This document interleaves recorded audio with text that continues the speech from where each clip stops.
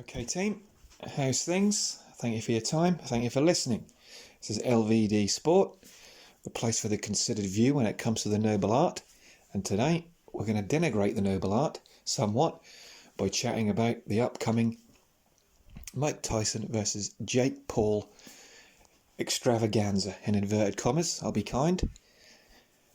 And basically I can't really call it a preview as such, because in the back of my mind I think there's definitely going to be some sort of a catch in relation to what's going to happen when the bell rings, if the bell rings. I'm still not convinced that one of them is going to have some sort of last minute hitch which is going to stop the contest from happening. As for in regards to the undercard, we'll have a quick look at that, and there's a couple of other things I want to chat about in regards to the UFC, but we'll kick off straight away as we mean to begin, and that's by discussing that fight as we spoke about a minute ago. I haven't got particularly any high hopes for the event. I will be watching. I'm not a Netflix subscriber. Take for that what you will. Not really, I can't say I'm looking forward to it at all. It's more of a novelty value type of event, which is the Jake Paul way. I also think that this event is probably going to be the zenith of Jake Paul's boxing career, because after this, what mountain is there next to climb? As much as he chats of world titles and Canelo Alvarez fights, we all know that they are a million miles away from happening, unless, of course, Jake Paul and Canelo actually get it on in the year 2035, maybe 45, who knows. But as for this one, the event at hand, because it's 8 2-minute rounds with, I think it's 12-ounce gloves is what they're going to be wearing. They're heavier gloves than what you would normally get for a contest. Now, is this to protect Mike Tyson, or is this to protect Jake Paul? I think it's, in actual fact, I think it's a bit of 50-50. Because if there's one thing that the Jake Paul Act cannot withstand, that is a loss of any kind. With the exception, I think, if it was to go the distance, not that this is going to happen, of course, but I'm just thinking out loud, if it was to be a semi-competitive fight with both men ending up on their feet, and they can end up with their arms around each other and celebrate, hey, we did it, we pulled it off, hooray! And then it would probably be a draw. But it's not. If it is going to be a legit event, then I think you would have to, as much as I hate to say it, I think you would have to put Jake Paul as the favourite in a legitimate contest, with the exception of maybe the first 90 seconds. To re-familiarise myself with the last work of Mike Tyson, I went back and watched his fight with Kevin McBride from 2005, 19 years ago, and even then in 2005 Mike Tyson had 2 rounds in him, and that was coming off a year after his previous fight. He'd fought Daniel Williams in 2004, the summer of, and then he fought McBride in the summer of 2005, and the drop off in between those two non-performances is stark. And yet here we are to believe that 19 years later that somehow Mike Tyson's going to reclaim a fraction of what he was before, and that is of course a fraction of what he was in 2005. And yet you've got to think of the denigration that Mike Tyson's undergone to his system, as it were. If you go back and watch any of his podcasts, especially the Hot Boxing podcast with Bill Burr, when you've got Mike Tyson smoking weed, taken mushrooms, and this man has been licensed to fight. It's incredible. He's 58 years old. He could spontaneously combust if there's an actual athletic contest take place tomorrow night. It is incredible. There's so many things which could possibly go wrong tomorrow, and the sport of boxing will be on the hook, and it would all be because of a tool like Jake Paul, who has seen an opportunity, a crack in the door, to make a name for himself via the sport of boxing, whilst pretending to take part in that sport. Now, a lot of people will say he's done a lot of good for Puerto Rico, the area where he trains, and has got his training camp.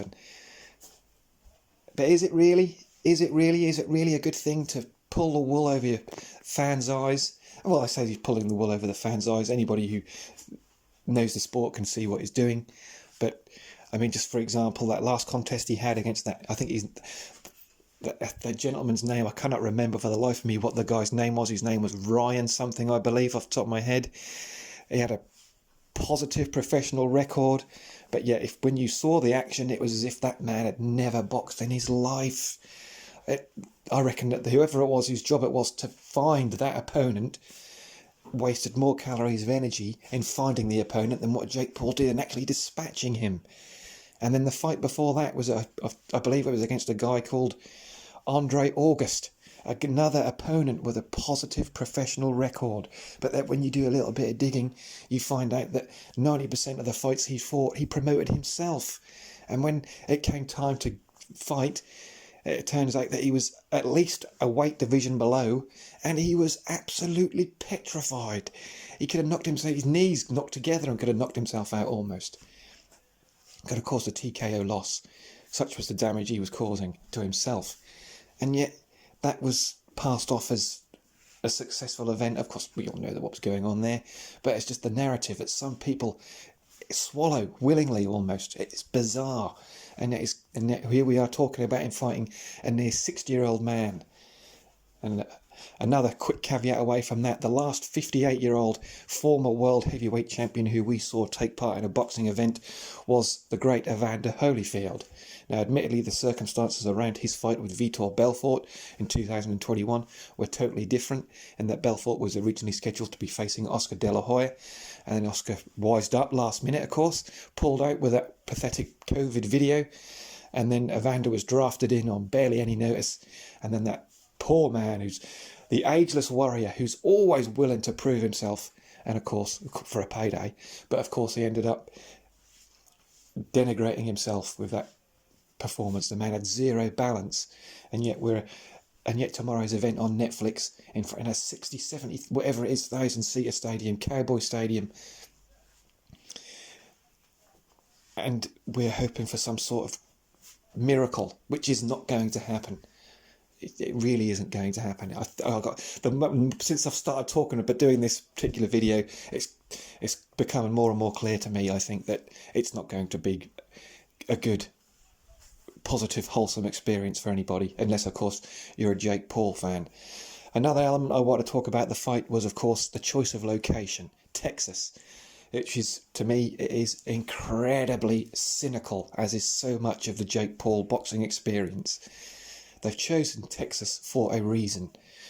Texas doesn't have a state athletic commission. It has the Department of Licensing and Regulation, off the top of my head. And for many years, it's been seen as a soft target where anything goes if you grease the right palms. For a lot, I'm not sure if it is anymore. I don't think it is. He may have even passed away, but the old guy at the top of the Texas Department of Licensing and Regulation was a guy by the name of Dickie Cole, who, as I said, turned the blind eye when the right time took. Going off the top of my head, there was a fight, I think it was from 2012, where Julio Cesar Chavez Jr., I think he was fighting Humberto Soto, and after the fight, Chavez just went left, whoosh, was gone. And when they asked for the post-fight drug test, I think it was WBC post-fight drug test, off the top of my head again, and they were told that Chavez Jr. was gone. So then the WBC officials went to Mauricio Suleiman, who said, "That's all right, don't worry, it's Texas, and he's gone, there's nothing we can do, don't worry about it." And that was it, whoosh, forgotten. Under the carpet, no drug test was ever taken. That's the sort of stuff that goes on in Texas. Also in relation to Texas, two British fighters who have drug testing speculation hanging over their head, Conor Benn and Dillian White, both of those fighters, in order to have, in their most recent fights, whilst they had a potential drug ban hanging over their heads, both went through the Texas Commission in order to get a licence in order to fight. Dillian White's last fight was in Ireland. He was told that as he was currently... Well, he didn't have a licence, I believe, at the moment, as a British Boxing Board of Control licence, which is why that issue with Anthony Joshua has vanished into thin air, as I believe. He was told by the Boxing Union of Ireland that he needed a valid licence from a competent body. And so where did he go? He went to Texas, who accepted that Dillian White's potential drug test was due to contamination, and therefore they're going to give him a licence. So then he took that licence straight to the Boxing Union of Ireland, who licensed him for that fight he had recently against Christian Hammer. Texas Department of Licence and Regulation are up for grabs. Conor Benn, similarly, when he had his national anti-doping panel decision rendered previously when they lifted his temporary suspension, in order to fight in Florida, he was told, just like Dillian Whyte, he needed to get a valid licence from a competent body. And who stuck their hand up and said, "We'll give it to you, Conor"? You got it. It was Texas. So, and that's why this fight is going down in Texas, because who knows what jiggery pokery has been played in order for this fight to go down. Anyway, I think I'm going to have a quick shower after talking about all this. I do feel a little bit dirty, but I will quickly touch upon the weigh-in, which went down a few hours ago. That was good to see. That slap, as much as Jake Paul said he didn't feel it, his facial features definitely showed that he did, because of the pink marks of where Mike's hand was. The other thing I wanted to touch on that regard was how quickly Jake Paul disappeared behind a crowd of rows of bodies after that happened. I thought at these type of events, the first thing you're supposed to do is shout and bawl and say how great you are and stand in front of all the fans. That didn't happen. The bald guy, who is the brains behind Jake Paul's most valuable promotions, I can't remember his name, he has an odd name like Balarian or something along those lines. If you watch that weigh-in, go back and watch it closely. He's the gentleman who jumps on Mike Tyson as soon as Tyson slaps him. If you watch closely, whilst Jake Paul is slapping himself in the face, that bald guy, Balarian or whatever his name is, he gets a jab on the jaw from Mike Tyson, which is awesome to see. Well done, Mike. And finally, the last thing I wanted to mention in that weigh-in face-off was, I've seen it mentioned online that stagger which Mike does after the slap is because Jake Paul has stood on his toe. Now, I'm not sure if that is the case, but if it isn't, I hope it is the case, because if it isn't, that isn't a very good sign, because he's either losing his balance after slapping Jake Paul, or he is attempting to roll under the potential counter which doesn't come, which if he is, he's falling over. So, with all that being said, I really do hope that was a case of Jake Paul standing on his toe, because otherwise it doesn't bode particularly well. Right, that's Mike Tyson and Jake Paul out of the way. The undercard itself, Amanda Serrano, Katie Taylor 2. Why no 3 minutes? I wonder. Anyway, I don't think the fight is going to be half as good as what the previous one was. I just don't think it will. They've gone at it for 10 rounds previously, and especially on the Taylor side, I'm not particularly sure that they want to go through that again. I'm not even sure if Katie Taylor will be that bothered if she wasn't to get the victory in this particular contest, because of the payday that she's getting. I also think Eddie Hearn is also quite happy that this fight is filling out another date on her contract, because I think he's fed up of doing these contests, especially UK-based contests featuring Katie Taylor, in which no one gives a damn. Which is just a fact, and as good as she is, she doesn't move the needle anywhere other than America and Ireland.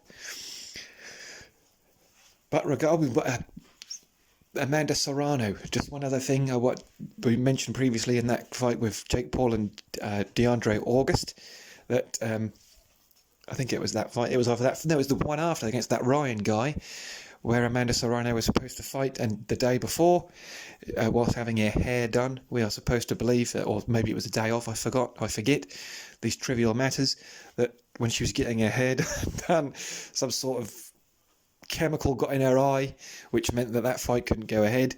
Cynic in me would almost think that sparsely attended show where no one gave a damn about the main event would almost think that if that fight was going to go ahead, the Amanda Serrano fight, that possibly on the night they would have lost money if that fight would have gone ahead.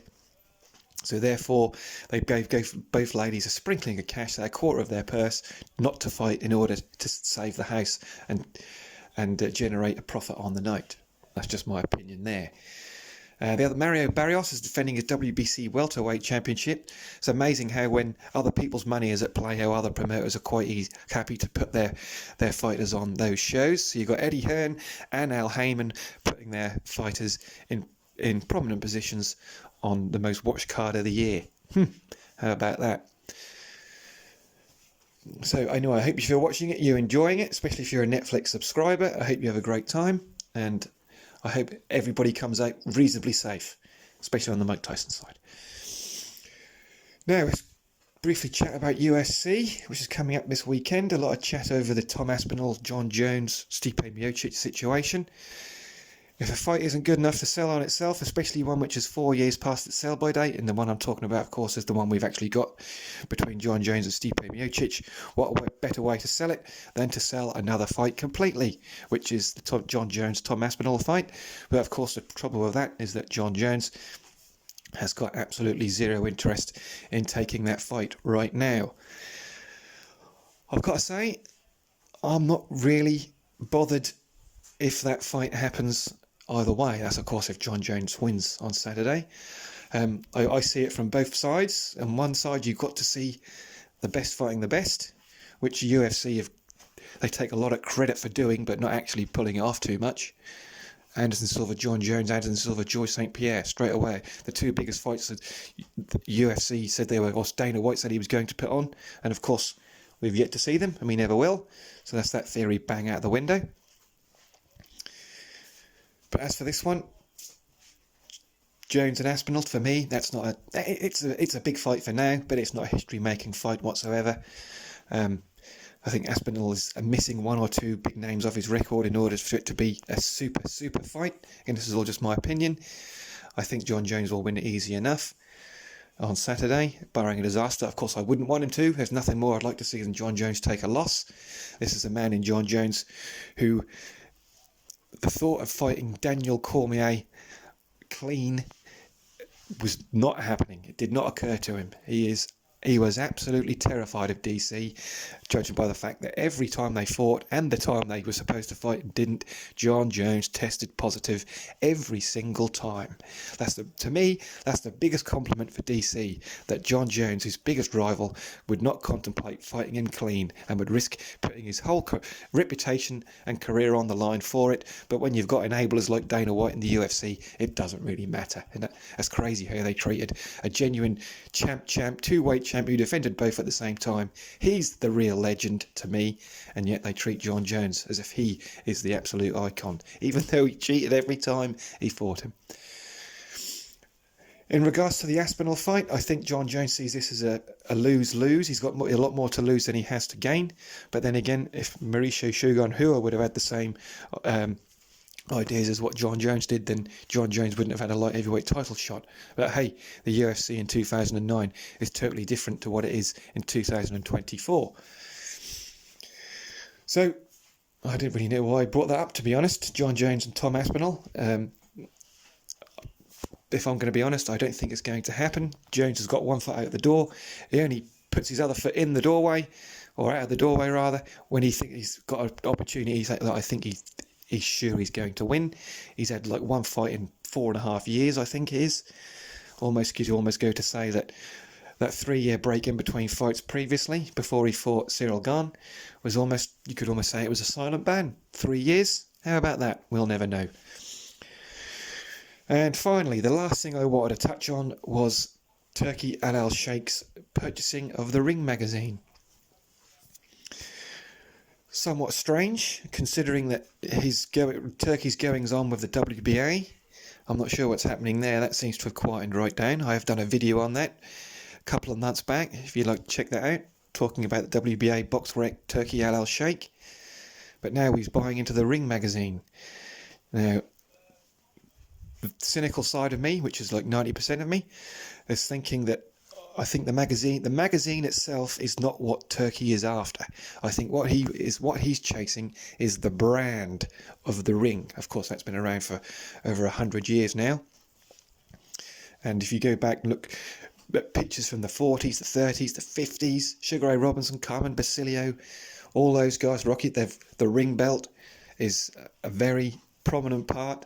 It's there. That's the red, white, and blue striped strap, as you will, with the Ring magazine bauble in the centre. It means a lot. And also the fact that Alalshikh mentioned there will be lavish award ceremonies. Now that, I think, is something else that they want to exploit. If you can imagine, once a year that boxing has its award ceremony, and it seems like every profession has some sort of award. Ballon d'Or for football, Oscars for acting. Boxing doesn't have one, and I think this is part of what Turkey is after. He wants to do this lavish ceremony in which they come out, fight, and then the Ring magazine awards can be turned into a big thing, but it will be more of the case of the image and the night itself rather than the awards and the magazine itself. And I think that they're going to be concentrating on branding. They've tried this before, about 20 odd years ago, Ring and Everlast tied in together, courtesy of Richard Schaefer. That didn't particularly work, so it's interesting to see if Turkey can do it. But I think there's ulterior motives. I don't think the magazine itself is going to be what Turkey is after.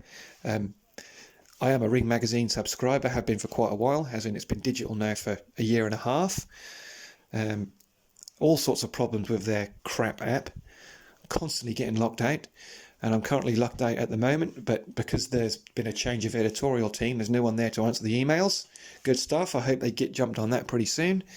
I think one other thing you can pretty much guarantee is that the price will be going up, and I'll leave you with just mentioning that I think it's a reasonably good bet that when the Ring magazine is launched, which apparently is going to be imminent when they've got a new editorial team in place, it's going to be available in the UK and the USA almost immediately. I'm not sure about anywhere else. It's almost as if they think that other people in other parts of the world don't read boxing magazines. How about that? But I think my steadfast cast iron guarantee is that the man on the cover of the first relaunched Ring magazine is going to be, you guessed it, boxing's man of the year, Turki Alalshikh. You know where you heard it first. Anyway, that's enough for me. Just been chatting about Mike Tyson, Jake Paul, Ring magazine, UFC, and all that jazz. Thank you very much if you made it this far. You deserve a medal. Listening to my ramblings. And it just remains for me to say, this is LVD Sport, out for the count.